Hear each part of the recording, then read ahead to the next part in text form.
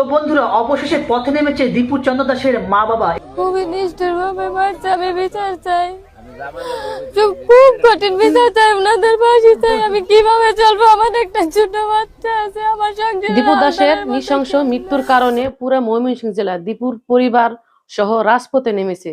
দীপুকে যারা নৃশংসভাবে হত্যা করেছে তাদের বিচার চায় সরকারের কাছে।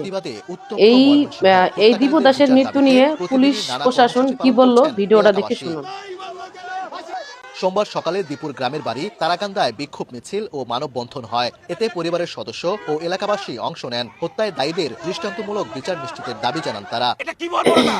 এই স্বাধীন দেশে এই বর্বরতা কি হতে পারে? এই বাংলাদেশে আমরা হিন্দু, বৌদ্ধ, খ্রিস্টান সকলে সামাজিক সম্প্রীতি নিয়ে বসবাস করতে চাই। দীপুর পরিবারের সঙ্গে দেখা করতে যান পুলিশ সুপার ও জেলা প্রশাসক। এ সময় প্রশাসনের পক্ষ থেকে বিচারের আশ্বাসের পাশাপাশি পরিবারকে সহায়তা করা হয়। প্রত্যেকটি ঘটনা তথ্যপত্র বের করে আমরা যে বা যারা জড়িত ছিল এই ঘটনার পিছনে প্রত্যেককে আইনের আওতায় নিয়ে আসে দেশের প্রচলিত আইনে যে সর্বোচ্চ সাজা সেটি আমরা নিশ্চিত করব।